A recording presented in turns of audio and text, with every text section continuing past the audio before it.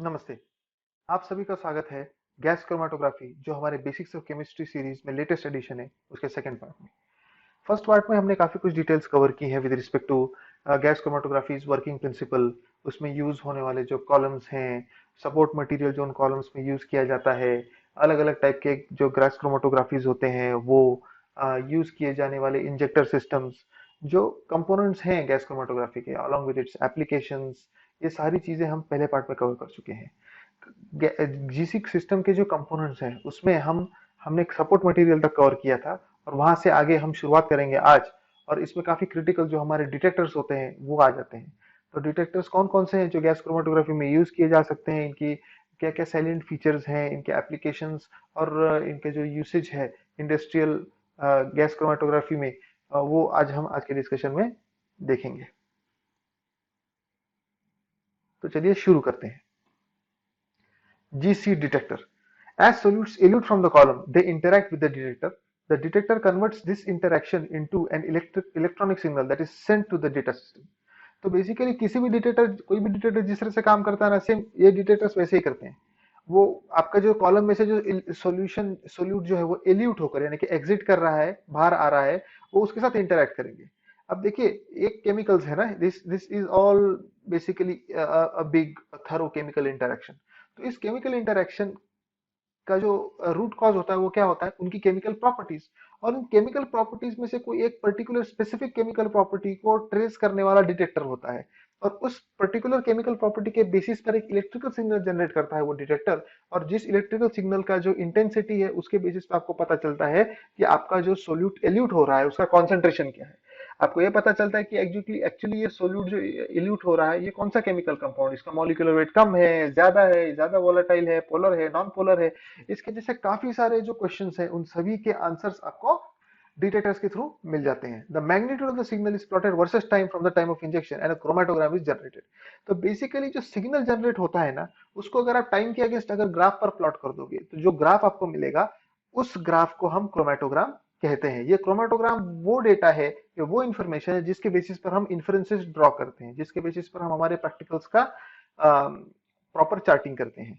तो चलिए देखते हैं कौन कौन से टाइप्स हैं डिटेक्टर्स के, जीसी डिटेक्टर्स। तो इसमें सबसे पहले फ्लेम आयोनाइजेशन डिटेक्टर जिसको हम एफआईडी कह सकते हैं, nitrogen phosphorus detector, electron capture detector, thermal conductivity detector, flame photometric detector, photo ionization detector, electrolytic conductivity detector और मास स्पेक्ट्रोमीटर। तो multiple types of detectors are available for use in a typical GC system.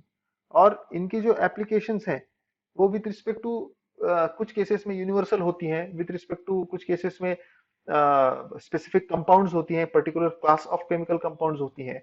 तो ये इनके जो utility है वो कैसी है बेसिकली, ये हम देखते हैं। तो शुरुआत करते हैं चलिए।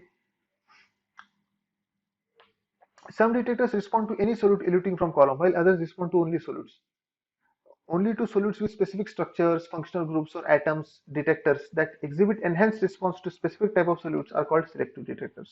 तो इससे आपको पता चलता है कि कुछ डिटेक्टर्स जो हैं जो सोल्यूट के स्पेसिफिक प्रॉपर्टीज पर ही टारगेट करते हैं, जैसे कि उसका मॉलिक्यूलर स्ट्रक्चर कैसा है, मे बी उसके फंक्शनल ग्रुप्स कौन कौन से अटैच्ड हैं। तो इनको आप कहते हैं कि ये सिलेक्टिव और स्पेसिफिक डिटेक्टर्स हैं। जबकि कुछ डिटेक्टर्स सभी के साथ प्रॉपर केमिकल इंटरेक्शन दिखाते हैं, तो ऐसे डिटेक्टर्स को यूनिवर्सल डिटेक्टर कहा जाता है। Some detectors respond to any solute eluting from a column, तो इनको यूनिवर्सल डिटेक्टर कहते हैं। मोस्ट डिटेक्टर्स रिक्वायर वन और मोर गैस टू फंक्शन प्रॉपर्ली, ज्यादातर डिटेक्टर्स को एक या एक से ज्यादा गैस की आवश्यकता होती है। They are combustion there are combustion reagents, auxiliary and makeup gases. In some cases one gas may serve multiple purposes. तो देखिए, आपको कंबशन भी चाहिए, रिएजेंट भी चाहिए, ऑक्सिलरी और मेकअप गैस भी चाहिए। तो डिपेंड करेगा किस तरह का डिटेक्टर आप यूज कर रहे हो। पर्टिकुलर टाइप ऑफ डिटेक्टर के लिए आपको मल्टीपल गैसेस एक पर्टिकुलर कॉम्बिनेशन में यूज करने पड़ सकते हैं। कुछ कुछ केसेस में आपका कैरियर गैस ही आपका ये ऑक्सिलरी गैस भी बन जाता है, मेकअप गैस भी बन जाता है, कंबशन या फिर रिएजेंट भी बन जाता है। So depending on the application and the purpose of the gas chromatography method, it may change. Basic idea यही आपको बताना है कि ये जो मल्टीपल गैसेस हैं उनकी जरूरत पड़ सकती है गैस क्रोमेटोग्राफी सिस्टम में, और उनके स्पेसिफिक रोल्स होते हैं। The type of detector gas is dependent on the specific detector and is fairly universal between GC manufacturers. तो जिस टाइप का डिटेक्टर आप यूज कर रहे हैं उस डिटेक्टर के उस डिटेक्टर को कॉम्प्लीमेंट करने वाला अगर कोई गैस है तो वो फेयरली कॉमन होता है। ज्यादातर जो मैन्युफैक्चरर्स होते हैं गैस क्रोमेटोग्राफी के डिटेक्टर्स के, वो इन गैसेस को कांस्टेंट रखते हैं। The flow rates of each type of detector varies between GC manufacturers. It is important to follow the recommended flow rates to obtain the optimal sensitivity, selectivity and linear range for a detector. तो जो gases use करने हैं वो भले ही change हो जाए, लेकिन जो फ्लो रेट्स हैं वो इंडिविजुअल जो कॉलम्स हैं, जो सिस्टम है जीसी का, उसके हिसाब से वो ऑप्टिमाइज्ड फ्लो रेट्स मैन्युफैक्चरर जो होता है सिस्टम का वही आपको बताता है। तो ये नेसेसरी है कि उसका जो सिस्टम है उस सिस्टम को आप फॉलो करें। अगर वो पर्टिकुलर फ्लो रेट रेकमेंड कर रहे हैं with respect to certain carrier gas, with respect to certain dimensions of chromatographic column, with respect to certain sample types और कंपाउंड केमिकल मिक्सचर्स, तो आपको उन इंस्ट्रक्शंस को स्ट्रिक्टली फॉलो करना चाहिए क्या, ताकि आपको रिलायबल, रिपीटेबल और रोबस्ट रिजल्ट्स मिले। तो ये तो हमने देख लिया कि किस तरह के डिटेक्टर्स हैं इन शॉर्ट, लेकिन हमें सबसे पहले तो ये समझना होगा कि एक आइडियल डिटेक्टर होता कैसा है, राइट। और यहाँ पर जो 11 पॉइंट्स आपको स्क्रीन पर दिख रहे हैं, ये जो पॉइंट्स हैं ये सिर्फ गैस क्रोमेटोग्राफी के डिटेक्टर्स ही नहीं, any other detector which is used in any analytical process should possess such similar features। तो सबसे पहला है हाई सेंसिटिविटी, उसकी सेंसिटिविटी हाई होनी चाहिए डेफिनेटली। तो एकदम कम कॉन्सेंट्रेशन से लेके स्मॉल, वेरी लो कॉन्सेंट्रेशन से लेके लार्ज कॉन्सेंट्रेशन तक उसने डिटेक्ट करना चाहिए। स्टेबिलिटी अच्छी होनी चाहिए और रिप्रोड्यूसिबिलिटी भी होनी चाहिए। लीनियर रिस्पॉन्स अच्छा होना चाहिए। नेग्लिजिबल बेसलाइन नॉइस होनी चाहिए, यानी कि जब आप सैंपल टेस्ट नहीं कर रहे हो उस समय अगर डिटेक्टर ऑन है तो बेसिकली उस फिर भी वो थोड़ा सा सिग्नल जनरेट करेगा ना, सिस्टम है तो वो जो रिस्पॉन्स है वो स्टेबल होना चाहिए। क्योंकि बेसलाइन नॉइस कभी एलिमिनेट नहीं की जा सकती किसी भी सिस्टम की, लेकिन ये ऐसा जरूर किया जा सकता है कि आप बेसलाइन नॉइस को एटलीस्ट कंट्रोल करो, उसको यूनिफॉर्म रखो, ताकि उसका जो इम्पैक्ट है आपके सिस्टम के ऊपर वो कैलिब्रेशन के थ्रू हटाया जा सके। शुड बी इनएक्सपेंसिव, सस्ता भी होना चाहिए। It should be capable of providing data necessary for identification of solute. तो देखिए क्रोमेटोग्राफी के ऑब्जेक्टिव्स क्या क्या है, सेपरेट करो, आइडेंटिफाई करो, प्यूरिफाई करो, क्वांटिफाई करो, राइट। ये सारे ऑब्जेक्टिव्स पूरे करने के लिए जिस भी डेटा की आवश्यकता है वो सारा डेटा आइडियल डिटेक्टर आपको कैप्चर करके देगा। A short response time independent of flow rate is also good. तो फ्लो रेट कम हो या ज्यादा हो, with respect to that system को कुछ इस तरह से ऑप्टिमाइज करते आना चाहिए आपको डिटेक्टर के थ्रू कि कम से कम समय में आपको फाइनल रिजल्ट मिले। रिलायबिलिटी हाई होनी चाहिए और इस्तेमाल करना भी आसान होना चाहिए। अगर पॉसिबल हो तो नॉन डिस्ट्रक्टिव डिटेक्टर होना चाहिए ताकि सैंपल को आप रिकवर कर सको फर्दर एनालिसिस के लिए। Responses independent of mobile phase composition. तो हम जानते हैं कि आप सेम सैंपल को मल्टीपल मोबाइल फेजेस का इस्तेमाल करके एनालाइज कर सकते हो। So when you are doing that it is essential that every time you are changing mobile phase, the basic concentration of the sample or solute present in the sample should remain same if the sample has not been changed। तो अगर आप same sample अलग अलग mobile phase के साथ अगर आप test करते हो किसी भी गैस क्रोमेटोग्राफी सिस्टम में, तो हर बार आपको रिजल्ट सेम मिलना चाहिए। इसका मतलब ये है कि मोबाइल फेज का आपके जो रिजल्ट है एनालिसिस के उसके ऊपर कोई इंपैक्ट नहीं आना चाहिए। A temperature range from room temperature to at least 500 degree Celsius, कम से कम रूम टेम्परेचर से लेके 500 डिग्री सेल्सियस तक के टेम्परेचर में ये अच्छे से ऑपरेट करना चाहिए किसी भी आइडियल डिटेक्टर ने। तो चलिए अब डिस्कस करते हैं सबसे पहला जो डिटेक्टर है हमारा, फ्लेम आयोनाइजेशन डिटेक्टर। इसका मैकेनिज्म ऑफ वर्किंग क्या है जरूर देखते हैं। Compounds are burned in a hydrogen air flame. Carbon containing compounds produce ions that are attracted to the collector. The number of ions hitting the collector is measured and a signal is generated. Right. तो देखिए यहाँ से आपका column है, column में से आपके जो एल्यूट्स हैं, एल्यूट हुए जो सोल्यूट्स हैं, एनालाइट्स हैं, वो आ रहे हैं। यहाँ से एयर सप्लाई हो रही है जो कंबशन में मदद करेगी। यहाँ से फ्यूल और मेकअप गैस भी आ रही है, फ्यूल और मेकअप गैस को कैरी करके फ्लेम तक लेकर आ रही है। और ये वो जगह है जहाँ पर आपका जो सैंपल है वो बर्न हो रहा है। बर्न होने के बाद जो कार्बन एटम्स है वो चार्ज हो जाते हैं और ऊपर इलेक्ट्रॉन की तरफ अट्रैक्ट होते हैं। इलेक्ट्रोड की तरफ अट्रैक्ट होते हैं तो वहां पर इलेक्ट्रिक करंट जनरेट होता है। इलेक्ट्रिक करंट जनरेट होता है तो उसकी इंटेंसिटी के बेसिस पर आप सैंपल का कितना क्वांटिटी है, सॉल्यूट का क्वांटिटी कितना है, वो डिटरमाइन कर सकते हो। तो इस तरह से कुछ ये फ्लेम आयोनाइजेशन डिटेक्टर काम करता है। ये काफी पॉपुलर है, one of the most popular flame detectors which are used for a typical gas chromatography system. Compounds with CH bonds, a pure response for some non-hydrogen containing organics, और for example हेक्साक्लोरोबेंजीन। तो basically ऐसा कोई भी chemical जिसमें carbon hydrogen bond है उन सारे chemicals के लिए फ्लेम आयोनाइजेशन डिटेक्टर अच्छा माना जाता है। तो बेसिकली इसमें सारे ऑर्गेनिक मॉलिक्यूल्स आ गए, यहाँ तक कि ऐसे मॉलिक्यूल्स जिनमें हाइड्रोजन नहीं है, ऑर्गेनिक मॉलिक्यूल्स, उनके लिए भी ये काफी मतलब एक थोड़ा सा पुअर रिस्पॉन्स देता है, लेकिन फिर भी यू कैन यूज देम। तो फॉर एग्जांपल हेक्साक्लोरोबेंजीन जैसे मॉलिक्यूल्स, इसकी सेंसिटिविटी है 0.1 से लेकर 10 नैनोग्राम तक। So this detector can detect the quantity of a solute from 0.1 to 10 nanogram. Linear range है 10⁵ to 10⁷ और गैसेस जो इसमें यूज होते हैं वो कंबशन के लिए हाइड्रोजन एंड एयर, मेकअप के लिए हीलियम और नाइट्रोजन। टेम्परेचर इसका जो ऑपरेशन का है वो है 250 डिग्री सेल्सियस से 300 डिग्री सेल्सियस तक और 400 से लेकर 450 डिग्री सेल्सियस तक फॉर हाई टेम्परेचर एनालिसिस। तो अगर हाई टेम्परेचर एनालिसिस आपको करना है तो 250 से 300 और 400 से 450 डिग्री सेल्सियस के टेम्परेचर के बीच में आप इस पर्टिकुलर डिटेक्टर को गैस क्रोमेटोग्राफी मशीन के साथ सिंक्रोनाइज करके यूज कर सकते हैं। अगला डिटेक्टर है नाइट्रोजन फास्फोरस डिटेक्टर। ये एक तरह का सिलेक्टिव डिटेक्टर है, नाम की तरह ही है। ऐसे कंपाउंड जिनमें नाइट्रोजन और फास्फोरस प्रेजेंट है उनके लिए ये काम आता है, उनके डिटेक्शन के लिए। तो चलिए मैकेनिज्म देखते हैं। Compounds are burned in a plasma surrounding a rubidium bead supplied with hydrogen and air. Nitrogen and phosphorus containing compounds produce ions that are attracted to the collector. The number of ions hitting the collector is measured and a signal is generated. तो देखिए, यहाँ से आपका solute elute होकर बाहर निकला है, यहाँ से hydrogen plus makeup gas plus air supply हो रहा है और यहाँ पर फ्लेम है, राइट। और यहाँ पे एक सिरेमिक बीड होता है जो रूबिडियम से बना होता है। तो इस एनवायरनमेंट में जब बर्निंग होती है तो यहाँ पर फास्फोरस और नाइट्रोजन के अगर कोई कंपाउंड्स हैं तो वो certain atoms, certain ions generate करते हैं, जो यहाँ पर जो कलेक्टर है, कलेक्टर में ये जो प्रोब होता है ना, प्रोब के साथ जाके बम्बार्ड करते हैं और इलेक्ट्रिकल करंट और सिग्नल जनरेट करते हैं। तो इसी बेसिस पर ये काम करता है और आपको बताता है कि किस तरह से नाइट्रोजन और फास्फोरस कंटेनिंग कंपाउंड्स को डिटेक्ट किया जा सकता है। अब ये एग्जैक्टली इसके अगर प्रोसीजर आप देखना चाहते हैं, यहाँ पर बॉटम पर दी है। तो रूबिडियम प्लस ये कार्बन नाइट्रोजन मतलब का जो बॉन्ड है इज इक्वल टू ये रूबिडियम का आयन जनरेट हो गया और Cn माइनस आयन जनरेट हो गया। तो ये Cn माइनस जो है ये डिटेक्ट होता है इस प्रोब में, सिग्नल सिग्नल प्रोब में। साथ ही साथ जो फास्फोरस कंटेनिंग कंपाउंड है, यानी कि फॉर एग्जांपल HPO, तो उसमें भी रूबिडियम से रिएक्ट करने के बाद एक नेगेटिवली चार्ज मॉलिक्यूल जनरेट होता है जो डिटेक्ट हो सकता है। तो ये दोनों स्पीशीज हैं, सिर्फ ये दोनों स्पीशीज ही ये पर्टिकुलर प्रोब डिटेक्ट करता है और इसी वजह से ये सिर्फ और सिर्फ नाइट्रोजन और फास्फोरस कंटेनिंग कंपाउंड्स के लिए ही यूज किया जाता है, और इसलिए इसका नाम भी यही रखा गया है, नाइट्रोजन फास्फोरस डिटेक्टर।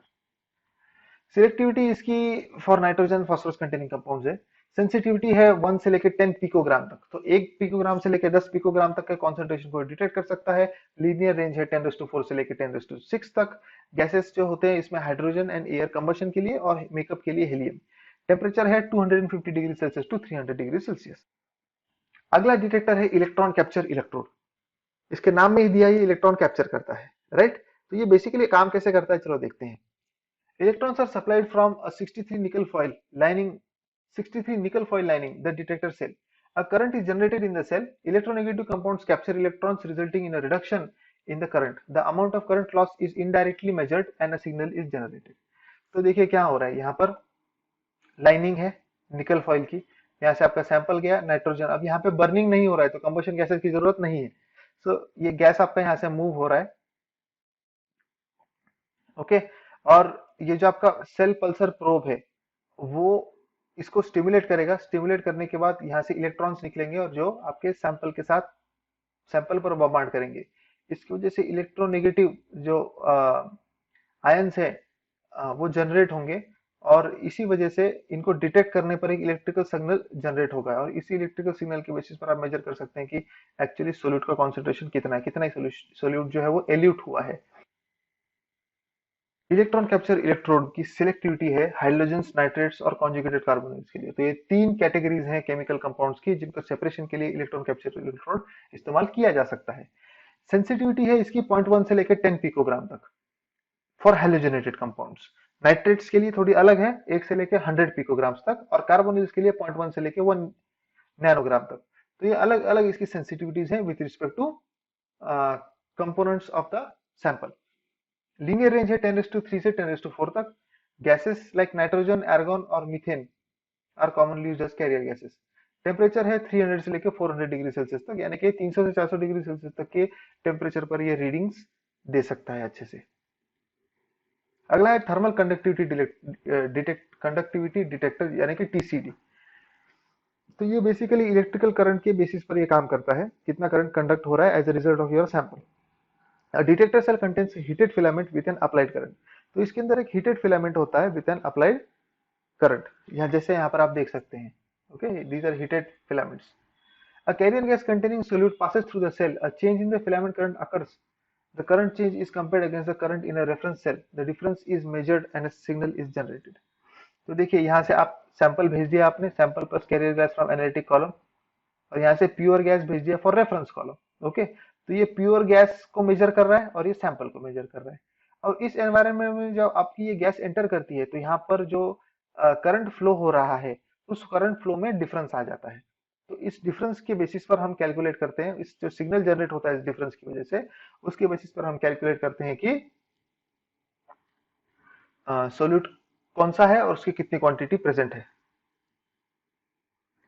इसका सिलेक्टिविटी है सभी कंपाउंड्स के लिए except for the carrier gas. तो कैरियर गैस के अलावा ये बाकी सारे कंपाउंड्स के लिए काम करता है। सेंसिटिविटी 5 से लेके 20 नैनोग्राम्स तक, लीनियर रेंज है 10⁵ से लेके 10⁶ तक। इसमें जो गैसेस यूज होते हैं मेकअप गैसेस ही है mostly, sample as the carrier gas, क्योंकि ये काफी अच्छे इलेक्ट्रोड है टीसीडी, बेसिकली इसलिए क्योंकि इसमें ज्यादा इंग्रेडिएंट्स नहीं है, सिर्फ आपका कैरियर गैस है और आपका सैंपल है। टेम्परेचर है 150 से लेकर 250 डिग्री सेल्सियस तक। फिर आता है फ्लेम फोटोमेट्रिक डिटेक्टर, जिसे हम एफपीडी भी कहते हैं। तो ये फ्लेम आयोनाइजेशन डिटेक्टर जैसा नहीं है, नाम भले ही सिमिलरिटीज हो। फ्लेम आयोनाइजेशन इलेक्ट्रोड में आयंस जनरेट होते हैं और उन आयंस के बेसिस पर इलेक्ट्रिक करंट और फिर इलेक्ट्रिक करंट के बेसिस पर फिर सिग्नल बनता है। तो फ्लेम फोटोमेट्रिक डिटेक्टर में थोड़ी सी और बात होती है।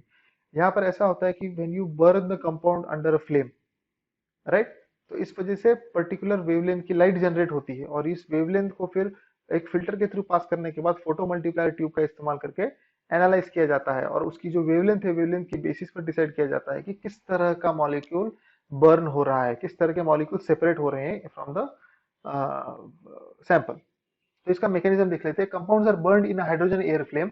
Sulphur and phosphorus containing compounds produce light emitting species, sulphur at 394 nanometre and phosphorus at 526 nanometre.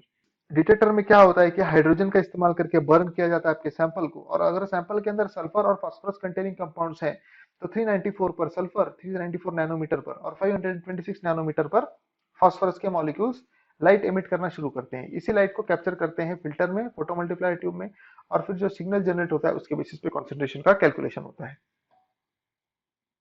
इसकी सिलेक्टिविटी है for sulphur and phosphorus compounds obviously only one at a time, लेकिन एक समय पर एक ही कर सकते हैं। इसका कारण यह है कि जब आपको इनसे निकलने वाली लाइट अगर आपको कैप्चर करनी है तो आपको फिल्टर और फोटो मल्टीप्लायर, मोनोक्रोमेटर उसी हिसाब से सेट करने पड़ेंगे। एक समय पर आप एक ही वेवलेंथ को स्कैन कर सकते हो। तो आपके पास एक सैंपल है जिसके अंदर फास्फोरस और सल्फर दोनों के कंपाउंड मिक्स्ड हैं, तो आपको उस सैंपल को दो पार्ट में डिवाइड करके दो बार एनालिसिस करना पड़ेगा, एक बार सल्फर के लिए और एक बार फास्फोरस के लिए। सेंसिटिविटी है 10 से लेके 100 पिकोग्राम तक सल्फर के लिए और 1 से लेके 10 पिकोग्राम तक फास्फोरस के लिए। लीनियर रेंज इसकी है नहीं, ये सल्फर के लिए नॉन लीनियर है और फास्फोरस के लिए लीनियर रेंज है जो है 10⁵ से लेके 10⁵ तक। इसके लिए जो कंबशन गैस है वो है हाइड्रोजन और एयर, और मेकअप गैस है नाइट्रोजन। टेम्परेचर ऑफ ऑपरेशन इसका है, ऑपरेटिंग टेम्परेचर है 250 डिग्री सेल्सियस से लेके 300 डिग्री सेल्सियस तक। फिर अगले टाइप ऑफ डिटेक्टर है फोटो आयोनाइजेशन डिटेक्टर। ये एक ऐसा इलेक्ट्रोड है जो आपके सैंपल को आयोनाइज कर देता है और फिर उसके बेसिस पर सिग्नल जनरेट करता है। इसका मैकेनिज्म चलिए देखते हैं। Compounds eluting into cell are bombarded with high energy protons emitted from a lamp. तो यहाँ पर एक लैंप है जो हाई एनर्जी लैंप है जो इलेक्ट्रॉन्स एमिट करता है। ये इलेक्ट्रॉन्स आपके सैंपल में जो सोल्यूट्स प्रेजेंट है, एनालाइट्स प्रेजेंट है, उन पर बम्बार्ड होता है। Compounds with ionization potential below the photon energy are ionised.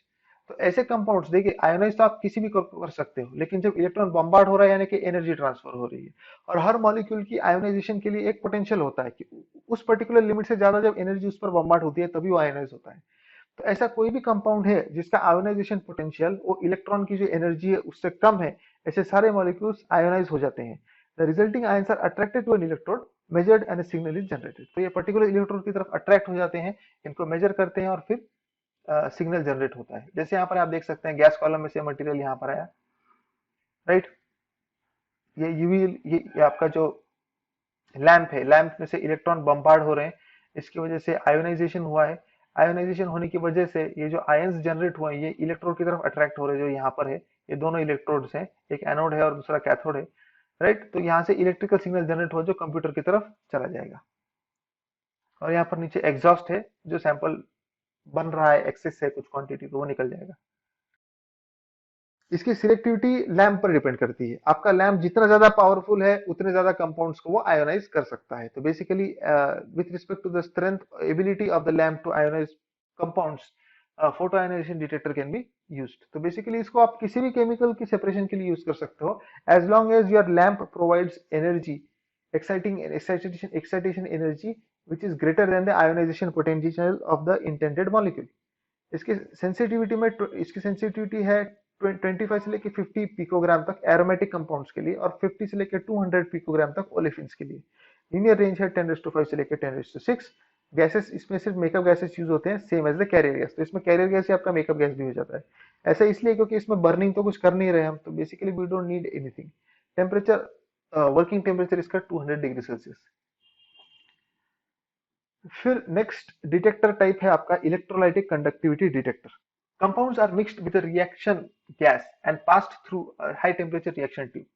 Specific reaction products are created which mix with a solvent and pass through an electrolyte conductivity cell.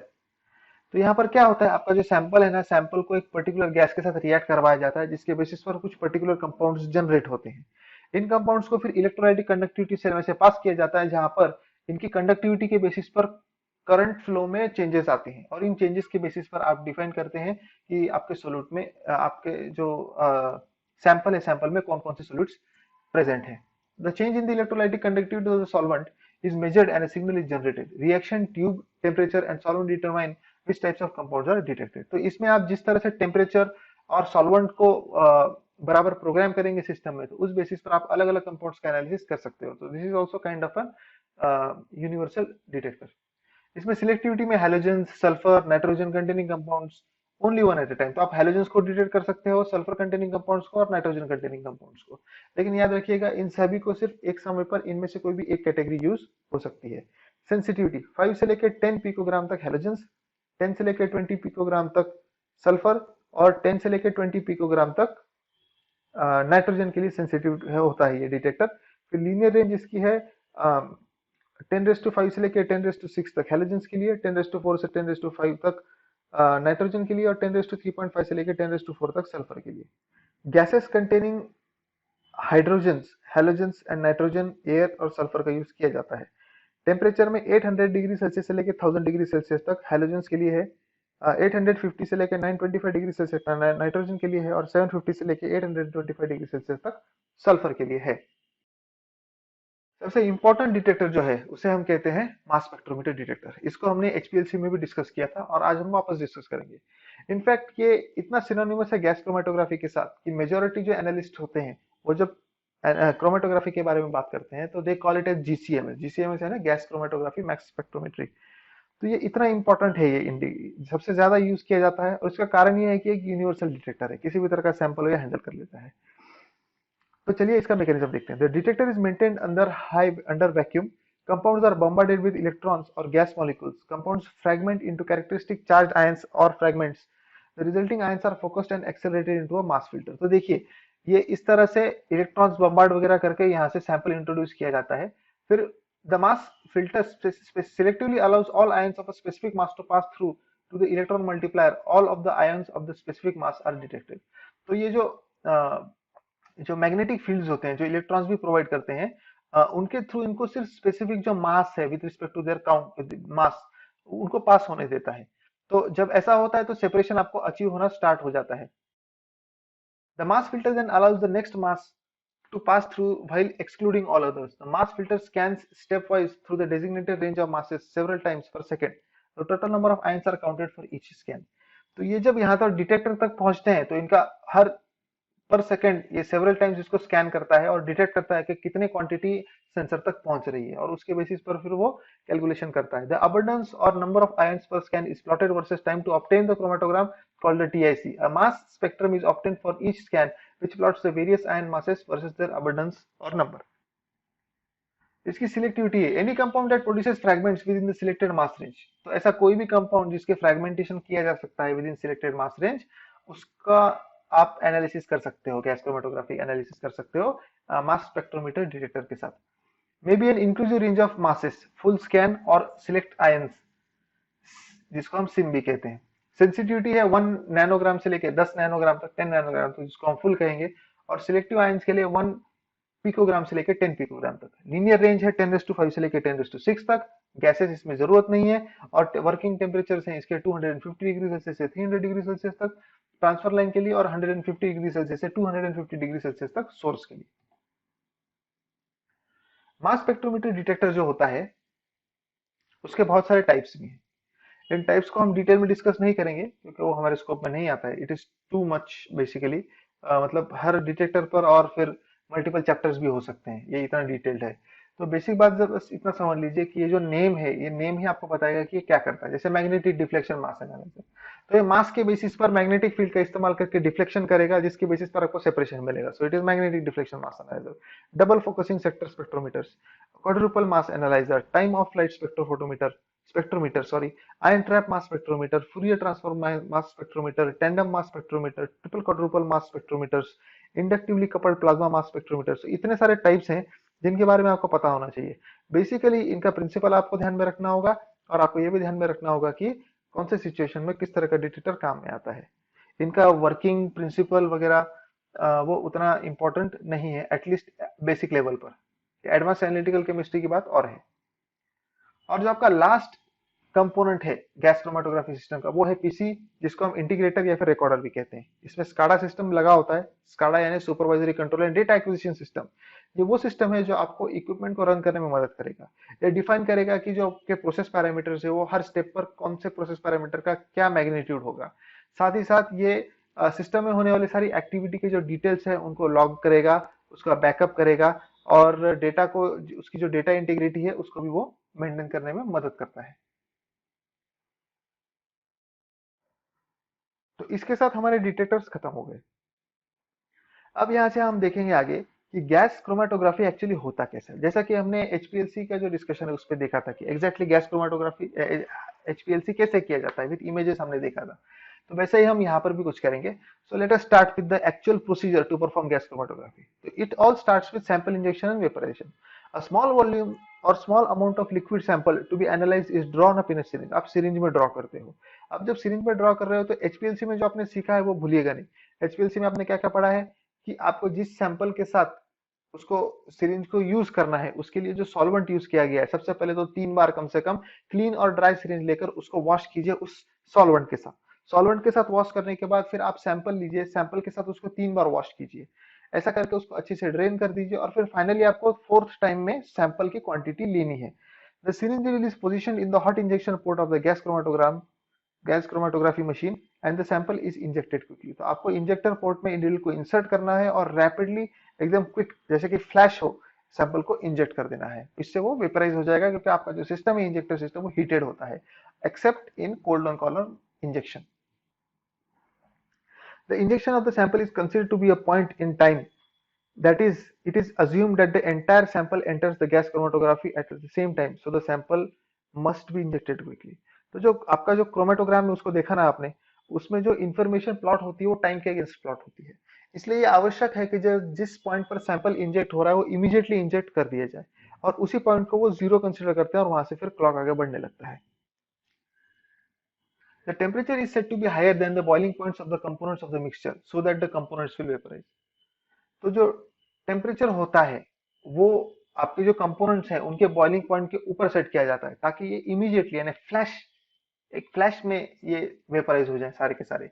The vaporized components then mix with the inert gas mobile phase and are carried to the gas chromatography column to be separated. तो इस तरह से वो वेपराइज्ड components जो हैं उनको mobile phase carry करता है, जो कैरियर गैस जिसको हम कहते हैं, और वो गैस क्रोमेटोग्राफी कॉलम में इनको लेकर चला जाता है। वहां पर इनका सेपरेशन होता है। क्रोमेटोग्राफी जो सेपरेशन है वो प्रिंसिपल सेम है जो अब तक हमने देखा है।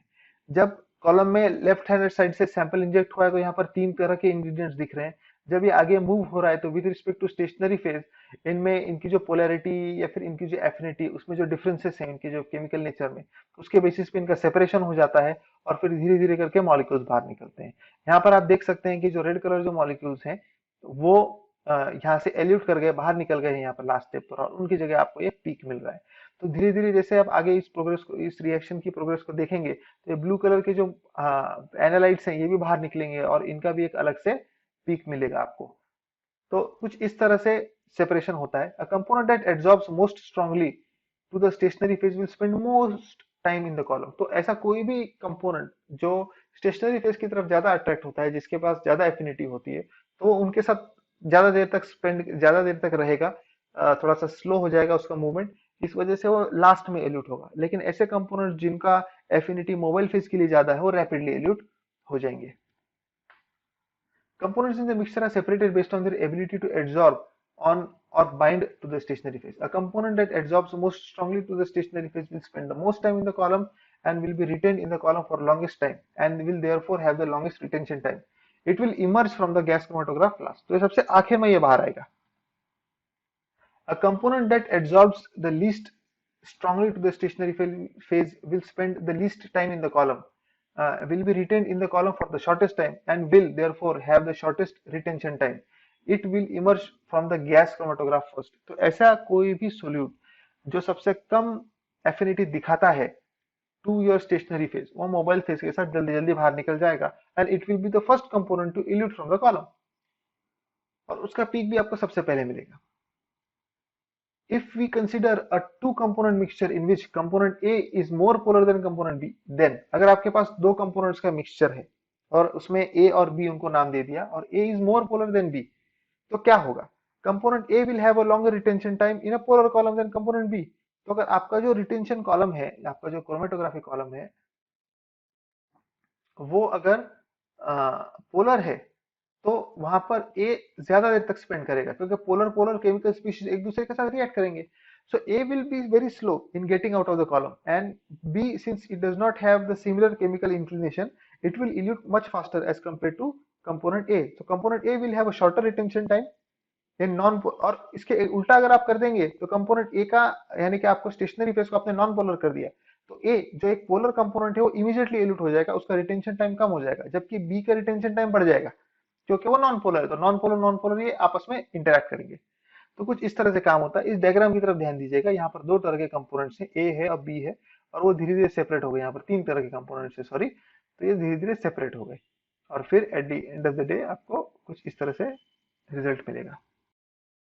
The components of the mixture reach the detector at different times due to difference in the time they spend or are retained in the column. The component that is retained the shortest time in the column is detected first. The component that is retained the longest in the column is detected last. तो जो सबसे कम retain हुआ है ऐसा component सबसे पहले detector में पहुंचता है, उसका इल्यूशन पहले होता है, तो उसका पीक भी जल्दी मिलता है। ऐसे कंपोनेंट्स जो जो कॉलम है, कॉलम में ज्यादा देर तक रिटेन होते हैं, वो सबसे लास्ट में बाहर आते हैं, इल्यूट होते हैं, और उनका पीक भी सबसे लास्ट में आता है। The detector sends a signal to the chart recorder which results in a peak on the chart. जैसे कि यहाँ पर आपको पीक्स दिख रहे हैं ना, इस तरह के पीक्स बनते जाते हैं, हर कंपोनेंट के लिए एक इंडिपेंडेंट पीक बनता जाएगा। The component that is detected last is recorded last. तो यहाँ से शुरू हुआ है, सबसे पहले ये आया है, ऐसा करते करते जो सबसे लास्ट कंपोनेंट था वो यहाँ पर है, राइट। तो कुछ इस तरह से ये काम होता है। आप यहाँ पर देख रहे हैं टाइम भी दिया है, 8.5 मिनट्स पर ये इल्यूट हुआ है, 9.2 पर ये इल्यूट हुआ है। तो ये स्टैंडर्ड प्रोसीजर है जिसकी मदद से आप गैस क्रोमेटोग्राफी कर सकते हो। अब हम देखेंगे गैस क्रोमेटोग्राफी के advantages. The use of longer columns and higher velocity of carrier gas permits the fast separation in a matter of few minutes. Higher working temperature up to 500 degrees Celsius and the possibility of converting any material into a volatile component make gas chromatography one of the most versatile techniques. तो ये इस इन advantages की वजह से काफी versatile है, क्योंकि longer columns हैं तो आपको ज्यादा रेजोल्यूशन मिलेगा और फास्ट भी ये काम होता है। हायर वर्किंग टेम्परेचर्स होने की वजह से ज्यादा कंपाउंड्स इसके स्कोप में आ जाते हैं, इसका जो एप्लीकेबिलिटी हो काफी बढ़ जाता है। So it is a versatile technique. Gas chromatography is popular for environment monitoring and industrial applications because it is very reliable and can be run nearly continuously. और इसको continuously आप run कर सकते हो for a long period of time. इसके आप sample handling system तो देख ही रहे हो, इसमें 100-200 सैंपल्स आराम से बैठ जाते हैं अकॉर्डिंग टू इंडिविजुअल कैपेसिटी। और इतने सारे सैंपल्स आप लोड करने के बाद इसको ऑटोमेटिक पर मोड पर अगर आप ठीक से इसको सेटिंग कर दोगे और इसको रन करोगे तो ये अपने आप रन होता रहेगा और आपके लिए रिजल्ट्स की जो रिपोर्ट्स है उनको सेव करता रहेगा। GC is typically used in applications where small volatile molecules are detected and with non-aqueous solutions. Gas chromatography is favored for non-polar molecules. Limitations क्या क्या है? Compound to be analyzed should be stable under GC operation condition. तो GC operation condition थोड़ी harsh होती है ना, heated environment में काम होता है। तो आप ऐसे मॉलिक्यूल जो इन सिचुएशंस में स्टेबल रह सकते हैं सिर्फ उन्हीं का गैस क्रोमेटोग्राफी कर सकते हो। They should have a vapour pressure significantly greater than zero. तो इनका वेपर प्रेशर हाई होना चाहिए। ऐसा कोई भी मॉलिक्यूल जिसका वेपर प्रेशर कम हो वो जल्दी वेपराइज नहीं होता है। जल्दी वेपराइज नहीं होगा तो गैस क्रोमेटोग्राफी नहीं हो पाएगी। इसलिए नेसेसरी है कि जो सैंपल आप एनालाइज करने की कोशिश कर रहे हो गैस क्रोमेटोग्राफी में उसका वेपर प्रेशर हाई हो। Typically, the compounds analyzed are less than 1000 Da because it is difficult to vaporize larger compounds. तो मास होता है मॉलिक्यूल्स का वो 1000 Da तक ही टिपिकली एनालाइज किए जाते हैं। लार्जर मॉलिक्यूल्स को इवापोरेट करना मुश्किल होता है, इस वजह से उनको अवॉइड किया जाता है गैस क्रोमेटोग्राफी में। लिमिटेशंस ऑफ जीएलसी में जीसी में अगर अगला है, the samples are also required to be salt free, they should not contain ions. तो ये आयोनिक नहीं होने चाहिए, सॉल्ट फ्री होने चाहिए। Very minute amounts of a substance can be measured, but it is often required that the sample must be measured in comparison to a sample containing pure suspected substance known as a reference standard. तो इसमें आपके पास reference standard होना important होता है अगर आपको reliable information चाहिए तो, राइट। तो आप स्मॉल क्वांटिटी का जो कॉन्सेंट्रेशन है वो डिटरमाइन कर सकते हो, एकदम ट्रेस एलिमेंट्स का कॉन्सेंट्रेशन, लेकिन वो करने के लिए आपके पास एक स्टैंडर्ड भी होना आवश्यक है, तो आपको असली एक्यूरेट रिजल्ट्स मिलते हैं। और इसी के साथ हमारा गैस क्रोमेटोग्राफी का जो सेशन है वो खत्म होता है, लेकिन खत्म होने से पहले हम कंक्लूडिंग रिमार्क्स देखते हैं क्या है। Gas chromatography is one of the most important tools in the chemistry because of its simplicity, sensitivity, and effectiveness in separating components of mixtures. It is widely used for quantitative and qualitative analysis of mixtures and for the purification of compounds. तो ये purification में काफी important माना जाता है और ये basically आपके पास जो भी केमिकल मिक्सचर है उसके सेपरेशन में, आइडेंटिफिकेशन में, प्यूरिफिकेशन में और क्वांटिफिकेशन में काफी मदद करता है। इसके एप्लीकेशंस जो है वाइड स्प्रेड है। इंडस्ट्री का कोई भी कोना आप छान कर देख लीजिए, आपको लेबोरेटरी में गैस क्रोमेटोग्राफी का मशीन मिल ही जाएगा। और क्योंकि ये इंडस्ट्रियल लेवल पर काम करने के लिए ज्यादा सुटेबल है, ये बहुत सारे सैंपल्स एक साथ अकेले ऑटोमेटिक मोड में हैंडल कर सकता है विद मिनिमम ह्यूमन इंटरवेंशन। तो एनालिस्ट का रोल बेसिकली इतना है कि सिस्टम को ऑपरेट करे और सैंपल्स को प्रिपेयर करे। एक बार सिस्टम लोड करके आपने एग्जीक्यूट कर दिया रन, तो कंप्यूटर सिस्टम जो गैस क्रोमेटोग्राफी सिस्टम है वो अपने आप बराबर सब कुछ हैंडल कर लेता है। तो इसी के साथ हमारा सेकंड पार्ट गैस क्रोमेटोग्राफी का खत्म होता है। इसमें हमने काफी सारी चीजें देखी, या जैसे कि डिटेक्टर्स के बारे में हमने पढ़ा, साथ ही साथ हमने प्रोसीजर देखा गैस क्रोमेटोग्राफी का कैसे काम करता है, हमने एडवांटेजेस और डिसएडवांटेजेस पर भी बात की। तो ये हमारा सेकंड पार्ट था गैस क्रोमेटोग्राफी का। अब हम समरी देखते हैं कि हमने गैस क्रोमेटोग्राफी में अब तक क्या क्या पढ़ा है। तो स्टार्टिंग हमने शुरुआत की थी हमने इंट्रोडक्शन से। इंट्रोडक्शन एक ऐसा सेक्शन था जिसमें गैस क्रोमेटोग्राफी की डेफिनेशन, उसका जो सिस्टम है, सिस्टम के जो कंपोनेंट्स हैं, उसकी जनरल प्रोसीजर, वो कैसे काम करता है, प्रिंसिपल ऑफ वर्किंग, ये सब बातें डिस्कस की थी। फिर हमने प्रिंसिपल देखा, एप्लीकेशन देखे। एप्लीकेशन में बेसिकली सब कुछ कवर होता है, किसी भी तरह का इंडस्ट्रियल सेटअप गैस क्रोमेटोग्राफी के बिना नहीं चल सकता। फिर गैस क्रोमेटोग्राफी का सिस्टम, उसके अंदर के जो इंग्रेडिएंट्स हैं, कंपोनेंट्स हैं, उन सभी को हमने देखा। राइट फ्रॉम कैरियर गैस देखी हमने, कैरियर गैस के बाद इंजेक्टर सिस्टम के बाद कॉलम्स के बाद सपोर्टिंग मटेरियल्स, उसके बाद कॉलम के टाइप्स अलग अलग, इन पर हमने डिस्कशन किया। साथ ही साथ हमने डिटेक्टर्स पर डिस्कशन किया, कंप्यूटर सिस्टम्स पर डिटेक्टर्स के सारे टाइप्स हमने कवर किए। Flame ionization detector, nitrogen phosphorus detector, sulphur phosphorus detector, उसके अंदर प्रोग्राम जो टेम्परेचर को कंट्रोल करने वाले जो डिटेक्टर्स हैं उनके बारे में हमने देखा। सारे जो डिटेक्टर्स हैं उनकी जो फिजिकल पैरामीटर्स हैं उनको भी हमने देखा। ऑपरेशनल पैरामीटर्स जैसे कि उनकी सेंसिटिविटी कितनी है, सिलेक्टिविटी क्या क्या है, उनका लीनियर रेंज कितना है, इन सारे पैरामीटर्स को हमने अच्छे से एनालाइज किया। फिर जीसी मेथोडोलॉजी पर हमने ध्यान दिया, हमने उसके एडवांटेजेस और डिसएडवांटेजेस भी डिस्कस किए। और साथ ही साथ फिर एक जो हमारा जीसी मेथोडोलॉजी में ही हमने एक थियोरेटिकल प्रैक्टिकल डेमोन्स्ट्रेशन भी देखा। और फिर हमने कंक्लूडिंग रिमार्क्स के साथ इसको क्लोज किया। थैंक यू वेरी मच आज का सेशन देखने के लिए। ये हमारा गैस क्रोमेटोग्राफी का लास्ट सेशन है। तो मैं आशा करता हूँ कि इस सेशन से आपको काफ़ी फायदा मिला होगा। वैसे हमारे स्लाइड्स पर ही काफ़ी इंफॉर्मेशन इंक्लूड की हुई है अगर, तो thank you very much for watching this session once again. और मैं आशा करता हूँ कि हमारा जो अगला सेशन अपलोड होगा उसको आप जरूर देखेंगे। इस चैनल को लाइक इस वीडियो को लाइक करना ना भूलें और चैनल को सब्सक्राइब करना। इसी के साथ मैं आज का सेशन खत्म करता हूँ। Thank you very much.